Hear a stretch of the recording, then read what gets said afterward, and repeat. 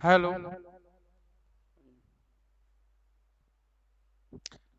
Hello dear students, नमस्कार। हमारे YouTube channel SCC online classes में आपका स्वागत है। और जैसा कि आप सभी को पता है कि हमारे यूट्यूब चैनल पर अभी 12th क्लास की फिजिक्स का चैप्टर 2 स्थिर स्थिर वैद्युत आवेश एवं स्थिर वैद्युत विभव एवं धारिता कंटिन्यू चल रहा है। तो उसी श्रृंखला को आगे बढ़ाते हुए आज का हमारा टॉपिक रहेगा संधारित्रों में संचित ऊर्जा। ठीक है, संधारित्रों में संचित ऊर्जा किसे कहते हैं, इसका व्यंजक निगमित कीजिए। तो हम देखते हैं कि संधारित्रों में संचित ऊर्जा कहते किसे हैं। संधारित्रों में संचित ऊर्जा, देखिए परिभाषा हम इस प्रकार से दे सकते हैं कि जब किसी संधारित्र को आवेशित किया जाता है, ठीक है, जब किसी संधारित्र को आवेशित किया जाता है तो उसमें कुछ ना कुछ हमें कार्य करना पड़ता है, ठीक है, और वही कार्य जो होता है वो संधारित्रों में संचित ऊर्जा के रूप में परिवर्तित हो जाता है। तो आइए हम देखते हैं, जैसे मान लो कि हमारे पास ये क्या है, ये समांतर प्लेट संधारित्र है, ठीक है, हमारे पास ये समांतर प्लेट संधारित्र है जिसकी प्लेट ए है और ये प्लेट क्या है, बी है। अब अभी इस संधारित्र में, समांतर प्लेट संधारित्र में ए और बी दो प्लेटें हैं, लेकिन इसमें कोई भी आवेश नहीं है। अभी ये पूरी तरह से एक डिस्चार्ज है, ठीक है। और तो ये क्या है, हमारा संधारित्र है। और संधारित्र आपने पढ़ा होगा, संधारित्र किसे कहते हैं, हमने बताया था आपको पिछले लेक्चरों में कि संधारित्र एक वह युक्ति है, संधारित्र एक वह युक्ति है या मशीन है या उपकरण है जिसके द्वारा किसी चालक के आकार या आयतन में बिना परिवर्तन किए, ठीक है, आकार या आयतन में बिना परिवर्तन किए उसकी धारिता यानी कैपेसिटी को क्या किया जा सकता है, बढ़ाया जा सकता है। उसे हम क्या कहते हैं, संधारित्र कहते हैं। और समांतर प्लेट संधारित्र भी हमने पढ़ा था। तो बेटा ये समांतर प्लेट संधारित्र है, ए और बी क्या है, इसकी दो प्लेटें हैं। वो अभी इस पर कोई भी चार्ज नहीं है, हमें क्या करना है, इसको आवेशित करना है। इस पर कोई चार्ज नहीं। अब जब इस पर कोई चार्ज नहीं है तो यानी आवेश, चार्ज का मतलब इसमें कोई आवेश नहीं है। और जब बेटा आवेश कोई नहीं है तो भी का मान भी क्या होगा, इसमें जीरो। जब आवेश नहीं होगा तो विभवांतर क्या होगा, जीरो होगा। क्योंकि जब आवेश होता है किन्हीं प्लेटों में तभी उनके बीच विभवांतर उत्पन्न होता है, लेकिन यहाँ पे आवेश, कोई आवेश नहीं है, संधारित्र है, वो पूरा कैसा है, डिस्चार्ज है। और डिस्चार्ज है इसलिए उसका जो विभव है, दोनों प्लेटों के बीच जो विभवांतर है वो क्या है, अभी जीरो। और धारिता की बात करें तो इसकी धारिता क्या है, सी है। क्योंकि वैसे तो हमने पढ़ा है पिछले, मतलब अभी पढ़ा है पिछले लेक्चरों में कि आवेश जो धारिता होती है वो आवेश के अनुक्रमानुपाती होती है, यानी ज्यों-ज्यों आवेश को बढ़ाया जाए, आवेश की मात्रा को बढ़ाया जाए, त्यों-त्यों धारिता का मान बढ़ जाता है। लेकिन यहाँ पे बेटा ऐसा नहीं होता है। क्यों नहीं होता है, क्योंकि हम आपको एक एग्जाम्पल दें कि मान लो कि आपके पास कोई टंकी है, उसमें 100 लीटर पानी बनता है। कितनी धारिता है उसकी, 100 लीटर। अब चाहे टंकी खाली हो और चाहे टंकी भरी हो, धारिता की बात करें तो उसमें पानी हो या ना हो उससे कोई फर्क नहीं पड़ता, धारिता उसकी 100 लीटर ही रहेगी, ना वो घटेगी ना बढ़ेगी। तो इसी प्रकार ये संधारित्र है कि इसकी क्या है, एक लिमिट है, इसकी एक धारिता है, कैपेसिटी है, इसको हम क्या बोलते हैं, सी बोलते हैं। तो इस पर आवेश का कोई प्रभाव नहीं पड़ेगा। हर नियम सभी जगह लागू नहीं होता है, चाहे संधारित्र आवेश हो अन्यथा ना हो, लेकिन इस पर कोई भी असर नहीं पड़ेगा, ठीक है। तो अब देखिए, तो इस पर जब आवेश Q का मान जीरो है, यानी हमारे पास यहाँ पे कोई Q नहीं है, मतलब कोई आवेश नहीं है, इसलिए दोनों प्लेटों के बीच विभवांतर जो है वो भी क्या है, जीरो है। और C माना धारिता, धारिता भी क्या है बेटा, जीरो, ठीक है। और ये संधारित्र आजकल आपने देखा होगा, इलेक्ट्रिक जो उपकरण होते हैं, जैसे मोबाइल की बैटरी है, ठीक है, तो बैटरी को आप क्या करते हो, चार्ज करते हो, और चार्ज करने के बाद फिर उसको कुछ समय तक आप घंटे, 2 घंटे, 24 घंटे, 2 दिन, 3 दिन ऐसा आप चलाते हो, ठीक है ना। तो वो क्या कर लेती है, उसमें भी क्या होता है, मोबाइल की जो बैटरी होती है उसमें भी एक संधारित्र लगा होता है, ठीक है। और जो संधारित्र क्या करता है, एनर्जी को अपने अंदर स्टोर कर लेता है। आप जब मोबाइल चार्ज करते हो ना, तो वो वैद्युत ऊर्जा जो जाती है वो संधारित्र अपने में स्टोर कर लेता है और फिर वही ऊर्जा धीरे धीरे निकालता है, जिसकी वजह से हम क्या करते हैं, मोबाइल चलाते हैं। तो संधारित्र का काम होता है ऊर्जा को स्टोर करना, चाहे वो तो कोई भी संधारित्र हो। तो जितने भी चार्ज वाले इलेक्ट्रिक सामग्री हैं उन सभी में बेटा संधारित्र का उपयोग किया जाता है। तो यही संधारित्र है। देखिए अब हमें क्या करना है, इसको आवेश करना है, ठीक है। तो इसको आवेशित करना है, तो आवेशित करने के लिए हम क्या करेंगे, इसको किसी बैटरी के माध्यम से जोड़ेंगे। ठीक है, इसको किसी बैटरी के माध्यम से क्या करेंगे, हम इसको जोड़ेंगे।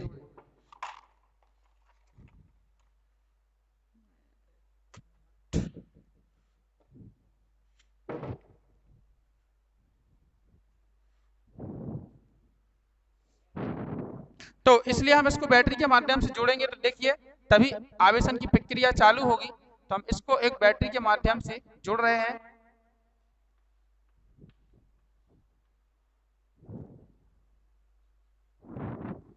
तो ये क्या कर दिया बेटा, हमने संधारित्र को बैटरी के माध्यम से जोड़ दिया। ठीक है ना, ये इसका धन ध्रुव है, ये क्या है, इसका माइनस ध्रुव है। अब हमने इसको जोड़ दिया। ठीक है, तो इससे अब क्या होगा कि जैसे हम बैटरी को ऑन करेंगे तो जो प्लस है, प्लस आवेश इस साइड, प्लस आवेश इस साइड से जाएगा, वो कहाँ एकत्रित होगा, प्लेट ए पर एकत्रित होगा, और माइनस आवेश यहां से जाएगा, और कहाँ होगा, प्लेट बी पर एकत्रित होगा। क्यों होगा, क्योंकि प्लेट ए का संबंध हमने प्लस से किया है, और मतलब जो प्लेट बी है, दूसरी प्लेट का संबंध किया है हमने कहां से, माइनस से। तो इस प्रकार से क्या होगा, इसमें आवेश जाना प्रारंभ होगा। ठीक है ना, तो किसी क्षण, मान लो किसी क्षण इसमें प्लस क्यू आवेश पहुंचता है। क्या पहुंचता है बच्चों, प्लस क्यू आवेश पहुंचता है। ठीक है, और प्लेट जो बी प्लेट है उस पर किसी क्षण कौन सा आवेश पहुंचता है, माइनस क्यू आवेश पहुंचता है, क्योंकि प्लेट बी काय से जुड़ी है, माइनस ध्रुव से, बैटरी के माइनस सिरे से, और पहली प्लेट काय से जुड़ी है, बैटरी के प्लस सिरे से। इसलिए प्लेट ए पर प्लस आवेश पहुंचेगा, प्लेट बी पर थोड़ा थोड़ा माइनस आवेश पहुंचेगा। यह किसी क्षण पहुंचेगा। अब मान लो कि हम इस संधारित्र को प्लस क्यू आवेश देना चाहते हैं, हम कैपिटल क्यू आवेश देना चाहते हैं संधारित्र को, और जो क्या है आपका संपूर्ण आवेश है, हमें जितना आवेश देना है, जितनी इसकी कैपेसिटी या धारिता है, उसको हमें टोटल प्लस क्यू आवेश देना है। अगर हम इसको प्लस क्यू आवेश दे देंगे तो इसके दोनों प्लेटों के बीच में जो बेटा विभवांतर होगा वो भी उत्पन्न हो जाएगा। जब हम इसको टोटल कुल आवेश प्लस क्यू देंगे, ठीक है, तो उन दोनों प्लेटों के बीच क्या हो जाएगा, विभवांतर भी उत्पन्न हो जाएगा। अब तो ये तो है बात की बात कि जब हम पूरा आवेश देंगे तब विभवांतर भी उत्पन्न होगा, लेकिन इससे पहले आपको ध्यान रखना है कि जब हम किसी भी चीज को या किसी भी संधारित्र को आवेशित करते हैं तो इकट्ठा आवेश उसमें कभी नहीं जाता है, आवेश छोटे छोटे भागों में बट कर जाता है। यानी आवेश छोटे छोटे भागों में, पहले थोड़ा सा देंगे, फिर थोड़ा सा और देंगे, फिर थोड़ा सा और देंगे, ऐसे ऐसे थोड़े थोड़े भागों में बट कर जाता है। संपूर्ण आवेश हम कभी नहीं दे सकते। ठीक है, तो हम क्या करेंगे, तो किसी क्षण क्या होगा कि मान लो कि आवेश का पहला भाग, अब आवेश का पहला भाग हमने दिया, तो यहां से पहला भाग गया यहां पर, तो पहला भाग जब हम देंगे दूसरी प्लेट को, तो इसमें हमें कोई भी कार्य नहीं करना पड़ेगा। क्यों नहीं करना पड़ेगा, क्योंकि संधारित्र पहले से क्या है, खाली है, संधारित्र में कुछ भी नहीं है, कोई भी आवेश नहीं है, कोई भी चार्ज नहीं है, इसलिए विभव का मान 0 है। तो आवेश का एक भाग तो आराम से चला जाएगा। ठीक है, तो आवेश का एक छोटा सा भाग आराम से चला जाएगा, उसमें हमें कोई वर्क नहीं करना पड़ेगा, कोई कार्य नहीं करना पड़ेगा। लेकिन जब हम आवेश का दूसरा भाग देंगे, जब आवेश का दूसरा भाग देंगे बेटा, तो हमें क्या करना पड़ेगा, फिर उसमें कुछ कार्य करना पड़ेगा। अब क्यों करना पड़ेगा, ये देखिएगा। मान लो कि यहां से हमने क्या दिया, पहला भाग तो चला गया, हमें कोई कार्य नहीं करना पड़ा। अब यहां से हमने कितना किया, हमने डी क्यू आवेश दिया, यानी आवेश का दूसरा भाग, डी क्यू आवेश का हमने दूसरा भाग देंगे। ठीक है, तो आपको पता है ये माइनस सिरा है, तो इससे कौन सा जाएगा, माइनस क्यू आवेश जाएगा। और जब माइनस क्यू आवेश जाएगा, ठीक है ना, तो यहाँ पर आएगा, और पहले से एक भाग हमने दे दिया है तो वो माइनस हो चुका है। तो आपको पता है कि माइनस और माइनस में क्या होता है, प्रतिकर्षण। तो इन दोनों में जो पहले से आवेश पहुंच चुका है और जो एक आवेश का भाग अब दे रहे हैं, उन दोनों के अंदर, दोनों के बीच में क्या लगेगा बेटा, एक प्रतिकर्षण बल लगेगा, यानी वो आवेश उसको दूर, मतलब विपरीत दिशा में फेंकेगा। एक विपरीत विद्युत प्रतिकर्षण बल लगेगा। ठीक है, अब लेकिन हमें आवेश को ले जाना है संधारित्र में, तो हम क्या करेंगे, उस बल के विरुद्ध कार्य करेंगे। क्या करेंगे बेटा, हम बल के विरुद्ध कार्य करेंगे। ठीक है, क्योंकि हम आपको बार बार बता रहे हैं कि आवेश का एक भाग यानी माइनस क्यू आवेश हमने क्या किया यहां से इसमें दे दिया। अब माइनस क्यू आवेश हमने एक भाग दे दिया। अब माइनस का यदि हम दूसरा भाग देने की कोशिश करें तो माइनस और माइनस के बीच क्या लगेगा, प्रतिकर्षण बल। अब प्रतिकर्षण बल लगेगा, इसका मतलब क्या होता है कि वो एक दूसरे को क्या करेंगे, दूर करेंगे।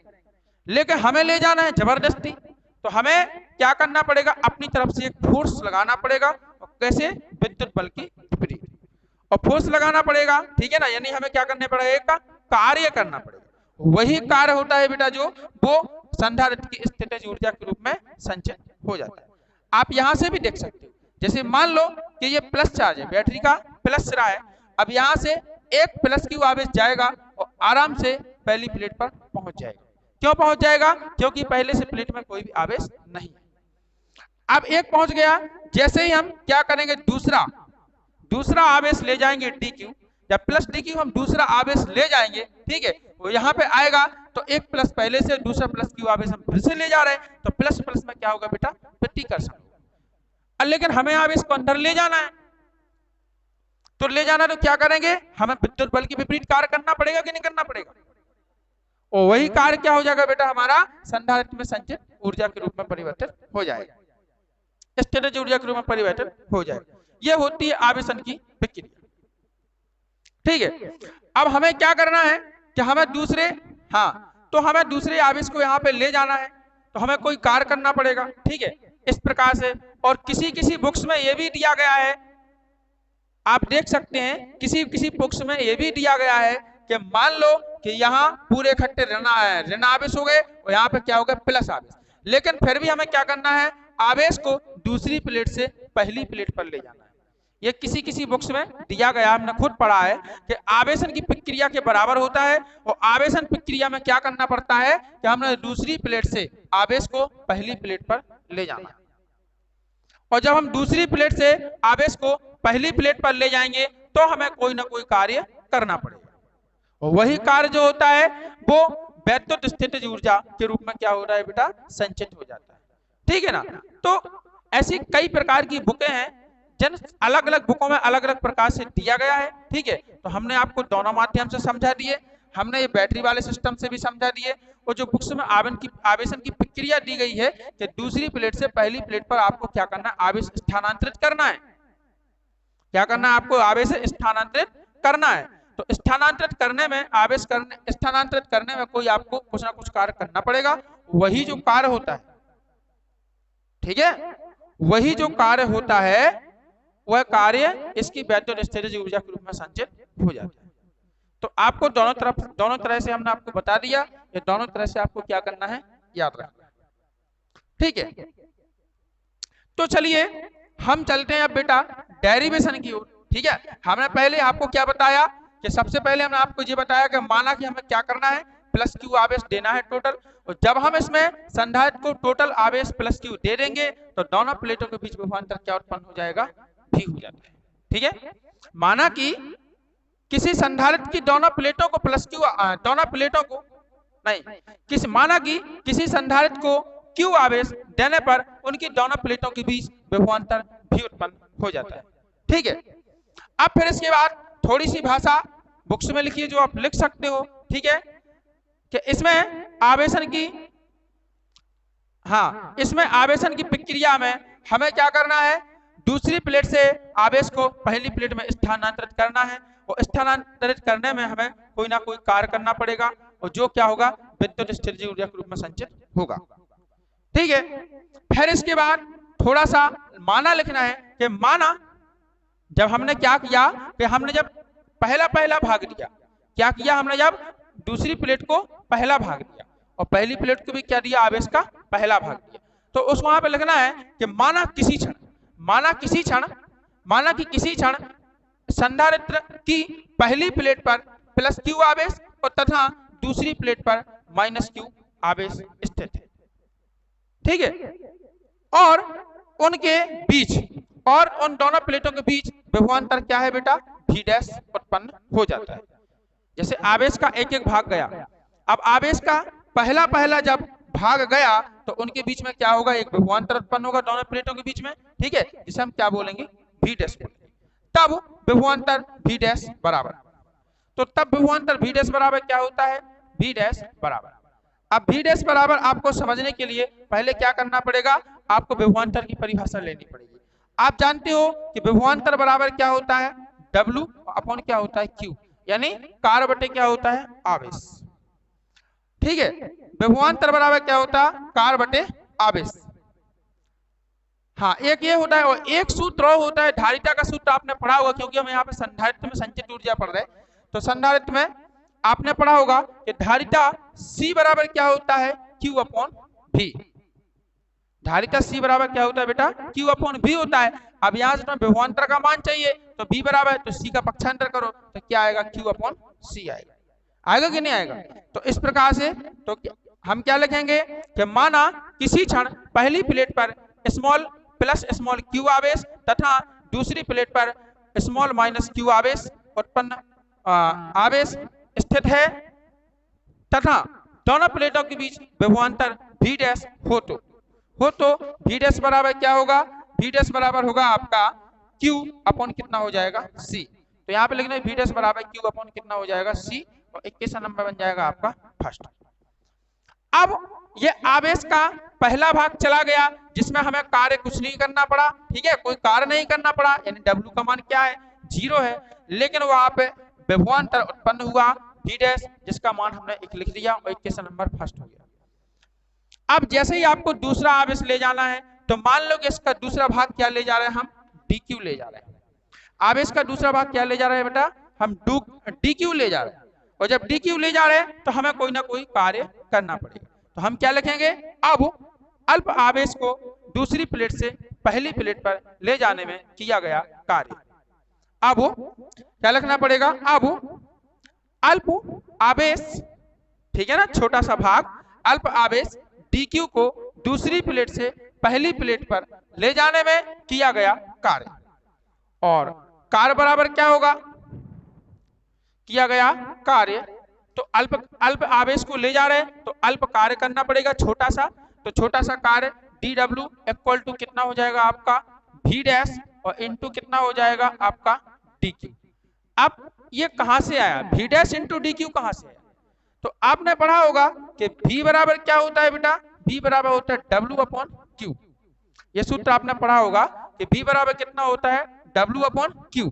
अब यहां से मान लो हमें कार्य निकालना है, किया गया कार्य, तो W निकालेंगे तो W इक्वल टू Q का गुणा क्या होगा, V में होगा, तो ये आएगा आपका Q इंटू V। यही आएगा कि नहीं, Q इंटू कितना आएगा V। तो यहां से ये सूत्र आ गया, तो dW इक्वल टू कितना हो जाएगा, V इंटू dQ। अब क्या करना है, समीकरण 1 से V का मान रख दीजिए, तो dW इक्वल टू V का मान कितना है बेटा, Q और बाई C, और इंटू कितना हो जाएगा dQ। और ये मान कहां से आ गया, साइड में लिख लेना समीकरण 1 से, ठीक है। कितना हो जाएगा, dW equal to Q upon C, और इंटू कितना हो जाएगा dQ। तो हमने क्या किया कि अल्प आवेश को, समीकरण नंबर 2, हमने क्या किया कि अल्प आवेश को, ठीक है ना, अल्प आवेश को प्लेट B से यानी दूसरी प्लेट से पहली प्लेट पर ले गए, और ले जाने में हमने जो किया गया कार्य है वो निकाल लिया। अब हमने अभी एक छोटे से भाग का निकाला, तो आपने पढ़ा होगा फिजिक्स में कि जब भी हमें कोई कार्य करना पड़ता है तो हम छोटा सा कार्य करके देखते हैं, अल्प कार्य, इसके बाद हम संपूर्ण कार्य करके देख सकते हैं। तो अब हमें क्या करना है, संपूर्ण आवेश कैपिटल Q को ले जाना है, तो हम क्या लिखेंगे, अतः संपूर्ण आवेश कैपिटल Q को प्लेट B से यानी दूसरी प्लेट से पहली प्लेट पर ले जाने में किया गया कुल कार्य। तो कुल कार्य का फॉर्मूला बेटा क्या होगा, W बराबर, तो आपको पता है इंटीग्रेशन करते हैं, इंटीग्रेशन, और इसकी लिमिट आएगी 0 से कहां तक, Q तक। अब 0 से Q तक क्यों आएगी, क्योंकि आपको पता है हमने क्या बताया था कि पहले जब संधारित्र को आवेशन की प्रक्रिया में हमने लगाया, तो आवेशन की प्रक्रिया से पहले संधारित्र पर कोई भी आवेश नहीं था, यानी आवेश का मान क्या था, 0 था। तो हमने 0 से स्टार्टिंग की, संधारित्र को आवेशित करने के लिए हमने 0 से स्टार्टिंग की, और 0 से स्टार्टिंग करके यानी पहले कोई आवेश नहीं, 0 आ गया, और फिर हमने टोटल कितना आवेश दिया, कैपिटल Q आवेश दिया। टोटल कितना आवेश दिया हमने संधारित्र को, कैपिटल Q आवेश दिया। इसलिए तो ये क्या हो गया, 0 से Q, लिमिट इसकी 0 से Q हो गई, और कौन सा क्या आ जाएगा अपना बेटा, dW आ जाएगा। ओके। अब डी डब्ल्यू का मान हम समीकरण 2 से रखेंगे तो डब्ल्यू इक्वल टू कितना हो जाएगा, इंट्रीकेशन ऑफ जीरो से क्या आएगा क्यू, ठीक है ना। और डी डब्ल्यू का मान अपने पास कितना है, देखिए इधर क्यू अपॉन सी इंटू डी क्यू, तो ये रख देंगे हम क्यू अपॉन सी और इंटू कितना हो जाएगा बेटा डी क्यू। ओके। अब देखिए आगे होगा क्या कि आगे जो नियत राशि है उसको हम कहाँ निकालेंगे, समाकलन से बाहर, तो जीरो से क्यू आपकी लिमिट आएगी।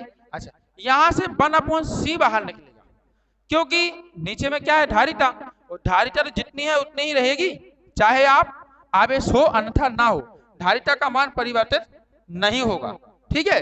तो आपको क्या करना है, यहाँ से धारिता कांस्टेंट राशि है तो धारिता को आपको कहाँ निकालना है, बाहर निकालना है। तो यहाँ पे 1 मिनट, पहले हम धारिता यहाँ से बाहर निकालेंगे तो कितना आएगा, 1/c कहाँ आएगा बेटा, बाहर आएगा, फिर आएगा इंट्रीकेशन ऑफ जीरो से क्यू और यहाँ बचेगा आपका क्यू और इंटू कितना हो जाएगा डी, ठीक है। अब यहाँ पे देखिए अब करना है समाकलन, हमें इसका समाकलन करना, समाकलन के लिए एक फॉर्मूला होता है, एक फॉर्मूला होता है, कितना होता है, समाकलन x की पावर n और इंटू कितना होता है बेटा dx बराबर होता है x की पावर n प्लस 1 और अपॉन कितना होता है n प्लस 1। इस फॉर्मूले का हम क्या करेंगे, यूज करेंगे, ठीक है। इस फॉर्मूले को लगाना है तो यहाँ x की पावर n है तो यहाँ पे बेटा q की पावर कुछ नहीं है, क्या मानी जाएगी, 1 मानी जाएगी, यानी n का मान क्या होगा, 1 होगा। तो चलिए हम इसको रखते हैं, तो w इक्वल टू कितना हो जाएगा, 1/c हो जाएगा, ब्रैकेट चालू, तो यहाँ पे q की पावर कितना आएगा 1 प्लस 1 और अपॉन कितना हो जाएगा 1 प्लस 1 और इंटू कितना होगा बेटा डी क्यू, इंटू कितना बन जाएगा आपका डी क्यू, ठीक है। ओके, अब वो आपको क्या करना है, नहीं आई एम सॉरी, हाँ यहाँ पे ये सूत्र लग जाएगा, डी क्यू चला जाएगा, ठीक है, और इसको पुस्तक को बंद करना, लिमिट रखना है जीरो से कहाँ तक, क्यू तक। ओके, जल्दी जल्दी में थोड़ा गलती हो जाता है, इसके लिए हम सॉरी भी बोल देते हैं, ठीक है। छोटी छोटी सी गलतियों पर ध्यान ना दें, क्योंकि जब कंटिन्यू बोलते हैं और कंटिन्यू पढ़ाते हैं तो दिमाग स्थिर नहीं रहता, दिमाग इधर का उधर हो जाता है, तो कभी कभी मुंह से गलती निकल जाती है या गलत लिख जाता है, तो उस पर ध्यान ना दें। अब देखिएगा तो यहाँ पे क्या होगा बेटा, W इक्वल टू 1/c आएगा और ब्रैकेट में, अच्छा Q की पावर कितना आएगा, एक और एक 2 आएगा, Q स्क्वायर और अपॉन एक और एक कितना होगा बेटा 2। ओके, और यहाँ पे लिमिट कहाँ आएगी, जीरो से लेके अपने Q तक। ओके, अब आगे देखिए, अब आपको क्या करना है, बस समाकलन हो गया, आपको लिमिट रखना है। लिमिट में, लिमिट का फॉर्मूला भी आपको पता होगा क्या होता है, upper limit minus lower limit, यानी उच्च सीमा माइनस निम्न सीमा। एक बार क्यू के स्थान पे हम कैपिटल क्यू रखेंगे और एक बार क्यू के स्थान पे क्या करेंगे, हम जीरो रखेंगे, ठीक है। तो हमें क्या करना है, यहाँ पे लिमिट रखना है, तो लिमिट रखेंगे तो W इक्वल टू कितना होगा बेटा 1/c होगा, ठीक है, और यहाँ पे आएगा आपका कैपिटल क्यू स्क्वायर बटे 2, उच्च सीमा हो गई, फिर माइनस लगाओ, अब निम्न सीमा, तो कितना आएगा, अच्छा जीरो, तो जीरो का स्क्वायर, क्यू के स्थान पे जीरो, जीरो का स्क्वायर अपॉन कितना हो जाएगा 2 हो जाएगा। ओके,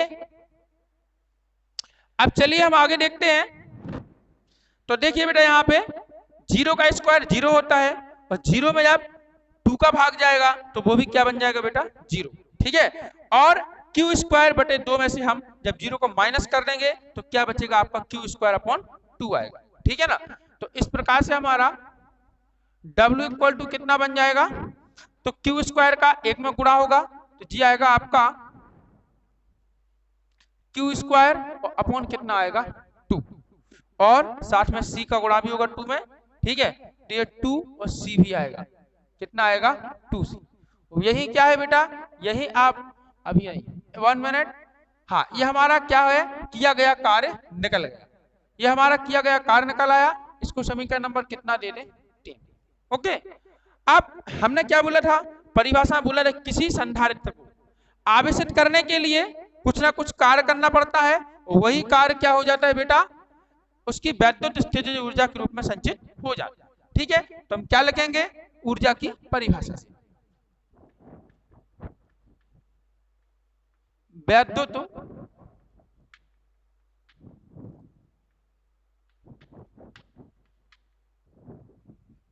स्थितिज ऊर्जा की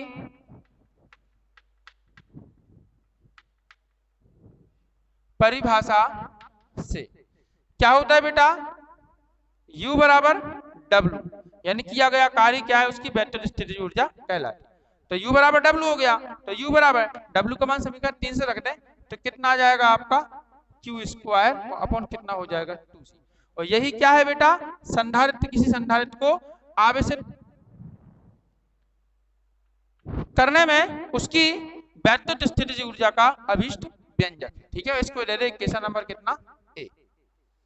अब चलिए ऊर्जा का हम कुछ रूप और देखते हैं, इसी में एक दो रूप और देखेंगे कि चूंकि आपको पता है कि C बराबर कितना होता है बेटा Q अपॉन V, ये फॉर्मूला पढ़ाया ना आपने संधारित्र का, C बराबर क्या होता है Q अपॉन V होता है।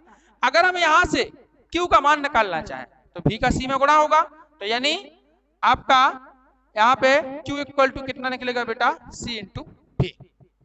तो कुछ नहीं करना है, बस Q का जो मान है उसको उठा के समीकरण A में रख दीजिए। तो अतः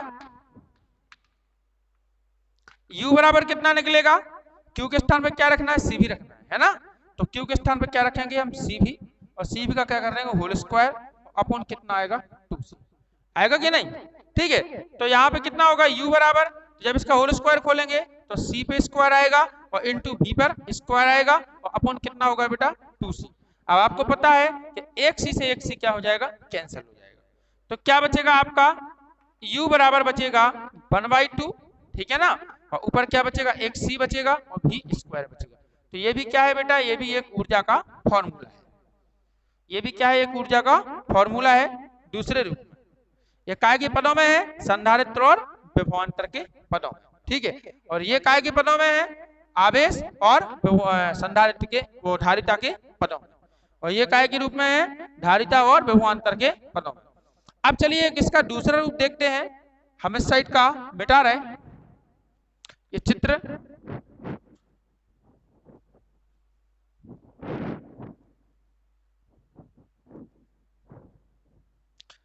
अब देखिए पुनः आपको पता है, पुनः आपको पता है कि C बराबर कितना होता है Q अपॉन कितना होता है बेटा V। C बराबर कितना होता है Q अपॉन V। अतः तो हम क्या करेंगे, समीकरण 1 में C का मान रखेंगे। तो अतः ये क्या हो जाएगा, समीकरण A से जाएगा आपका U बराबर ऊपर तो Q स्क्वायर ही रहेगा, और बटे जो नीचे 2C है ना, तो 2 और इंटू C का मान कितना रखेंगे Q upon V। Q upon कितना होगा बेटा V होगा। ठीक है, ये हमने मान यहाँ पे रख दिया। अब होगा क्या, देखिए जो लास्ट वाला बटेगा भी ये कहाँ जाएगा, ऊपर जाएगा, और यहाँ पे एक Q से एक Q क्या हो जाएगा बेटा, कैंसिल हो जाएगा। तो यहाँ पे बचेगा आपका 1/2 रहेगा, ठीक है ना, और ऊपर एक Q बचेगा और साथ में V भी पहुंचेगा। हाँ, तो आएगा 1/2 और Q और इंटू कितना आएगा V। तो ये भी क्या है, ये भी फॉर्मूला वैद्युत स्थितिज ऊर्जा का रूप है। इसको समीकरण नंबर कितना दे दीजिए C। ठीक है ना, फिर से देखिए हमने क्या किया, C बराबर Q अपॉन V ले लिया है ना, और हमने समीकरण 1 में क्या कर दिया, मान रख दिया। तो समीकरण A है वो क्या था अपने पास, समीकरण ये था ना कि Q स्क्वायर अपॉन 2C। तो हमने क्या किया यहाँ पे कि Q स्क्वायर जो कहते हो लिखा अपॉन 2, C के स्थान पे क्या लिखा Q अपॉन V लिखा। ठीक है ना, Q अपॉन V। अब जो V है विभवांतर ये लास्ट बटे है, ये ऊपर पहुंचेगा और एक Q से एक Q कैंसिल हो जाएगा, तो क्या बचेगा 1/2 और Q इंटू V बचेगा। तो ये तीनों सूत्र हैं, ये क्या है वैद्युत स्थितिज ऊर्जा के सूत्र हैं। ठीक है, तो इस प्रकार से बेटा आज का ये हमारा टॉपिक कंप्लीट हुआ, और हम उम्मीद करते हैं कि आपको हमारा ये आज का टॉपिक समझ में आया होगा है। ठीक है ना, और आप यदि समझ में ना आए तो आप हमसे कमेंट करके पूछ लिया करें, हम आपका रिप्लाई देंगे, और या फिर आप वीडियो को बार बार वीडियो को देखा करें। ठीक है ना, बार बार पीछे करके देखा करें, आपको समझ में आ जाएगा, और कहीं कहीं पे आप स्क्रीनशॉट भी ले लिया करें। ठीक है ना, और लिख लिया करें। और भाषा जो है इसकी वो बहुत सिंपल है, आपको बस सिर्फ चित्र बस समझना है। चित्र अच्छे से समझ में आ गया तो चित्र को देख के आप थ्योरी माना वगैरह भी लिख लोगे, और डेरिवेशन हम करवा ही देते हैं। तो बढ़िया घर बैठ के अच्छे से पढ़ाई करें। ठीक है, और यदि आपको वीडियो पसंद आया हो तो वीडियो को लाइक करें, शेयर करें और कमेंट जरूर करें। और सभी बच्चों को हमारे चैनल की जानकारी दें कि भैया फिजिक्स और मैथ इस चैनल से पढ़ो। गारंटी 100% गारंटी है कि आपके अच्छे परीक्षा में अच्छे अंक आएंगे फिजिक्स और मैथ में, और आप बेहतर से बेहतर परीक्षा की तैयारी कर सकते हो और पढ़ सकते हो। हम कोई भी टॉपिक नहीं छोड़ेंगे। हम एनसीईआरटी पैटर्न पर, जो एनसीईआरटी बुक है वो हम एनसीईआरटी पैटर्न पर कराएंगे, पूरी सॉल्व कराएंगे और उसके हम सभी टॉपिक पढ़ाएंगे आपको। ठीक है, ऐसा कोई भी टॉपिक नहीं है जो हम छोड़ेंगे, क्योंकि हमारा मकसद यही है कि बच्चों को पूरा सिलेबस कराना, बच्चों को पूरा ज्ञान देना, ताकि 12वीं पास करके आगे भी कुछ करें तो उन्हें कोई दिक्कत, कोई टेस्ट वगैरह दें तो उन्हें कोई दिक्कत ना आए। ठीक है, तो हमारे चैनल को अधिक से अधिक सब्सक्राइब करें और सभी बच्चों से करवाएं ताकि हमारी मेहनत सफल हो। जय हिंद बच्चों, वंदे मातरम।